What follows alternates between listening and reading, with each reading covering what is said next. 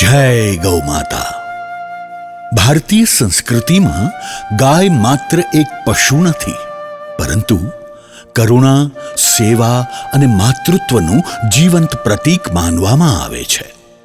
સમય બદલાયો, જીવનશૈલી બદલાઈ, પરંતુ માનવતા અને સંવેદનાની સાચી ઓળખ આજે પણ ગૌ સેવામાં જ દેખાય છે. આ પાંજરાપોળ માત્ર નિરાધાર અને અશક્ત ગાયો માટેનું આશ્રય સ્થાન નથી, પરંતુ પ્રેમ, પરોપકાર અને સંસ્કારોથી જીવંત બનેલું એક પવિત્ર ધામ છે. અહીં દરેક ગાયની સેવા માત્ર ફરજ તરીકે નહીં, પરંતુ ભક્તિ અને કરુણાના ભાવથી કરવામાં આવે છે. ચાલો આજે આપણે પ્રવેશ કરીએ એક એવી અનોખી યાત્રામાં જ્યાં નિસ્વાર્થ સેવા, માનવતા અને ગૌ માતાની વેદના આ બધાનો સ્પર્શ અનુભવી શકાશે. ગુજરાતના ખમીરવંતા વિસ્તાર કાઠિયાવાડમાં રાજુલા પરગણામાં 1965ની સાલથી અંધ, અશક્ત, અપંગ અને કેન્સરગ્રસ્ત ગૌવંશની સેવા કરતી સંસ્થા એટલે શ્રી કલ્યાણકારી સર્વોદય જીવદયા સંઘ પુંજાબાપુ પાંજરાપોળ. સેવાના ભેખધારી એવા શ્રી પુંજાબાપુ ધાખડાએ 1965ની સાલમાં નાના પાયેથી આ સેવા યજ્ઞ ચાલુ કરેલ. તે સમયે દુષ્કાળની પરિસ્થિતિ હતી અને ગૌવંશને પડતી અસહ્ય મુશ્કેલી જોઈ પુંજાબાપુનું હૃદય દ્રવી ઉઠ્યું અને તેમણે ગૌવંશ બચાવવાની નેમ લીધી અને તેમણે એક પશુ સેવા કેન્દ્ર ચાલુ કર્યું, જેમાં તેમની સાથે ભીખુભાઈ સુખડિયા, તાપીદાસભાઈ ગાંધી આ સહિતના યુવાનોની ટીમ જોડાઈ. દુષ્કાળનો સમય પૂર્ણ થયા બાદ પુંજાબાપુ અને તેમની ટીમ દ્વારા થોરડી રોડ ઉપર રાજુલા પરગણામાં રાજુલા ગૌશાળાની બાજુમાં આ સેવાકીય કાર્ય કાયમી ચાલુ રાખવાની નેમ સાથે પાંજરાપોળનું અસ્તિત્વ ચાલુ થયું. સેવાના ભેખધારી પુંજાબાપુ ધાખડાએ પોતાના જીવન પર્યંત પોતાની જમીન વેચીને પણ આ કાર્ય અવિરતપણે ચાલુ રાખ્યું. આ સમયગાળા દરમિયાન પુંજાબાપુ દરરોજ તેમના ઘરેથી રોટલા અને રોટલી લઈ આખા ગામમાં ગાય, કૂતરા, અબોલ જીવોની આંતરડી ઠારતા અને કોઈ બીમાર પશુ હોય તો તેમને પાંજરાપોળ લઈ જઈ તેમની સારવાર કરતા. એ સમયગાળા દરમિયાન ગૌવંશને નિરણ ખવડાવી, છાણ વાસિંદા કરવા અને તેમની સારવાર કરવી, ઓપરેશન કરવું, ઓપરેશન પછી ડ્રેસિંગ કરવા જેવા બધા કાર્યો પુંજાબાપુ અને તેમની ટીમ દ્વારા કરવામાં આવતા. 1980માં પુંજાબાપુ રાણીંગબાપુ ધાખડાનું અવસાન થયું. તેમના અવસાન બાદ તેમની સ્મૃતિમાં રાજુલા અને મુંબઈના ગૌસેવકો દ્વારા શ્રી કલ્યાણકારી સર્વોદય જીવદયા સંઘ પુંજાબાપુ પાંજરાપોળ નામની સંસ્થાની રચના કરવામાં આવી. હાલના સમયમાં સંસ્થામાં આજની તારીખે અંધ, અપંગ, બીમાર, કેન્સરગ્રસ્ત ગૌવંશની સંખ્યા 925 જેટલી છે. સંસ્થાનો પ્રતિદિન ખર્ચ 65થી 70 હજાર રૂપિયા છે. સંસ્થાને આવકનું કોઈ સાધન નથી. દિલેર દાતાઓની સખાવતથી આ ભગીરથ સેવા કાર્ય ચાલી રહ્યું છે. સંસ્થામાં 925 પશુધનમાંથી એક પણ દુધાળું પશુધન નથી.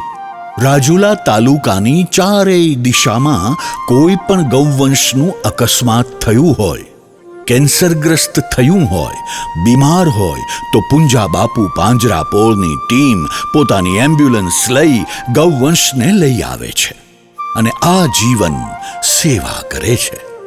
આ એમ્બ્યુલન્સની સેવા 24 કલાક ચાલુ રહે છે. આ એમ્બ્યુલન્સ 2019માં ચાંદલસ ગૌત્રના કુળદેવી શ્રી શંખેશ્વરી માતાજીના ભક્તો દ્વારા અર્પણ કરવામાં આવેલ છે. 1980માં પુંજા બાપુના સ્વર્ગવાસ પછી સંસ્થાની સમગ્ર જવાબદારી સ્થાનિક કક્ષાએ શ્રી ભીખુભાઈ સુખડિયાએ સંભાળી અને વર્ષ 2016માં તેમના અવસાન પર્યંત તેમણે સંસ્થાને એક નાના છોડમાંથી વટવૃક્ષ બનાવ્યું. વર્તમાન સમયમાં 2022ના ઓગસ્ટ મહિનામાં મનુષ્યમાં કોરોના જેવો જ ગૌવંશમાં લંપી વાયરસ નામનો અતિ ભયાનક વાયરસ આવેલ અને મહામારી આવેલી. આ સમયગાળા દરમિયાન પુંજા બાપુ પાંજરાપોળ દ્વારા માત્ર પોતાની પાંજરાપોળની જ નહીં પરંતુ સમગ્ર રાજુલા તાલુકાના અંદાજિત 2500થી વધારે પશુધનની વિના મૂલ્યે સ્થળ પર જઈ સારવાર કરેલ, જેમાં 25 લાખથી પણ વધુ ખર્ચ થયેલ. વર્તમાન સમયમાં લોકોની માનસિકતા બદલાવા માંડી છે. અત્યારે દુધાળુ પશુ હોય તો જ સાચવે છે, નહીંતર ગૌવંશને રસ્તે રઝળતા મૂકી દે છે. ત્યારે આવા અઘરા સમયમાં પુંજા બાપુ પાંજરાપોળ આ ગૌ માતાને પાંજરાપોળમાં લાવી આજીવન નિભાવે છે.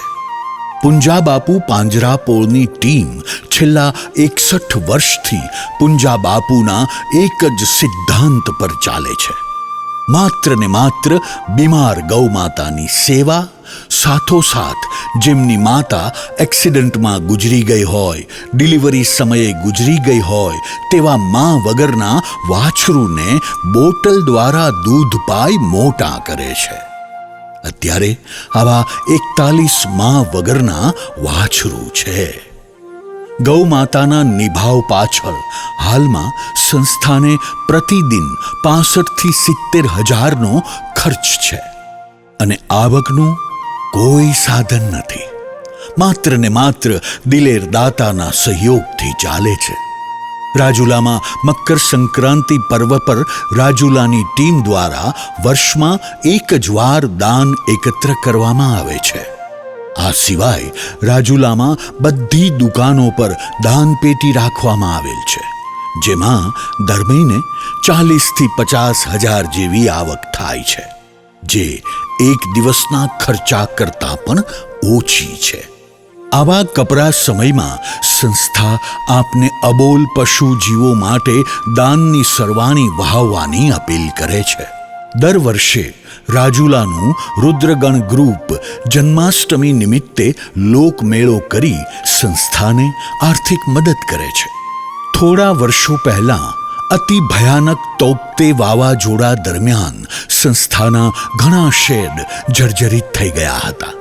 ત્યારે શ્રી ધર્મદાસભાઈ મહેતાના માર્ગદર્શન નીચે શ્રી પરેશભાઈ પ્રતાપરાય મહેતા દ્વારા 7 નવા શેડ બાંધી આપવામાં આવ્યા છે તથા શ્રી નમ્રમુનિ મહારાજ સાહેબ દ્વારા એક શેડ અને શ્રી સંજીવભાઈ વાડીલાલભાઈ શાહ એવરેસ્ટ મસાલા પરિવાર દ્વારા એક શેડ બંધાવી આપેલ છે. જાપાન કોબેના રહેવાસી મીનાબેન કીર્તિભાઈ શાહ દ્વારા કમ્પાઉન્ડ વોલ બંધાવી આપવામાં આવેલ છે. શ્રી રુદ્રગણ ગ્રુપ રાજુલા દ્વારા 2 શેડ બનાવી આપેલ છે. શ્રી વાસંતીબેન નવીનભાઈ સોની દ્વારા એક શેડનું કામ ચાલુ છે. તેમજ 4 વીઘાના ભૂમિદાતા તરીકે શ્રી ભાઈદાસભાઈ જમનાદાસભાઈ સંઘવી નટરાજ પેન્સિલવાળાએ આ ભૂમિ દાન કરેલ છે. સંસ્થાના હાલના પ્રમુખ પદની સેવા શ્રી વિનેશકુમાર તુલસીદાસ મહેતા મુંબઈ સેવા આપી રહેલ છે. પવિત્ર અધિક માસ નિમિત્તે 925 અબોલ કેન્સરગ્રસ્ત અને અપંગ ગૌ માતા માટે દાનની સરવાણી વહાવીએ ને આપ પુણ્યના ભાગીદાર બનો તેવી 925 અબોલ જીવ આપને અપીલ કરે છે. અને આ અધિક માસમાં વિકલાંગ ગૌ માતાઓનું કરેલું ગૌદાનનું પુણ્ય હજારો ગણું મળે છે. એક પાંજરાપોળ ચલાવવું માત્ર સંસ્થા સંભાળવાની જવાબદારી નથી, એ નિરાધાર જીવના શ્વાસોને બચાવવાની સતત સાધના ભાવના છે. રોજનો ચારો, દવાઓ, સારવાર અને સંભાળ પાછળ અનેક સેવાભાવી હાથોની જરૂર પડે છે. આપનો નાનો સહયોગ પણ કોઈ નિર્વાચ ગૌ માતાને જીવનનો સહારો આપી શકે છે. જો આપ ઈચ્છો તો આ પવિત્ર સેવા યજ્ઞમાં આપ પણ સહભાગી બની શકો છો. આપનું અનુદાન માત્ર દાન નહીં, પરંતુ માનવતા અને કરુણાને જીવંત રાખવાનો એક પવિત્ર પ્રયાસ બનશે.